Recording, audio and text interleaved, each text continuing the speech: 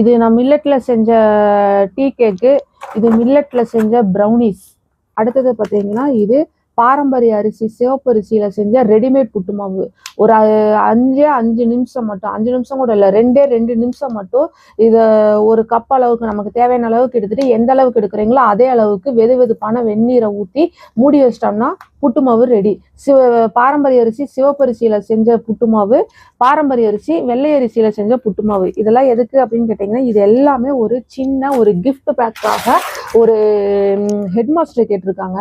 Retire ஆகுறாரு, அதனால அங்கே ஒர்க் பண்ணுறவங்க, அதுக்கப்புறம் நல்ல பெஸ்ட்டான ஸ்டூடெண்ட்டு, இந்த மாதிரி இருக்கிறவங்களுக்காக மொத்தம் எனக்கு ஒரு 100 பேக்கிங் எனக்கு வேணும் அப்படின்னு கேட்டிருக்காரு. அவருக்காக நம்ம இதெல்லாமே ரெடி பண்ணிட்டு இதோட வித்து அடுத்தது என்னன்னு கேட்டிங்கன்னா ஒரு ரோஸ் மில்க் பாட்டில். ரோஸ் மில்க்னா மில்லட் பாலில் செஞ்ச ரோஸ் மில்க். இந்த 5மே ஒரு கிஃப்டாக கேட்டு இந்த மாதிரி கொடுத்துட்டு இங்கே ஒரு தேங்க்ஸ் கார்டு மட்டும் ஒட்டி கையில் கொடுத்துற வேண்டியதான்.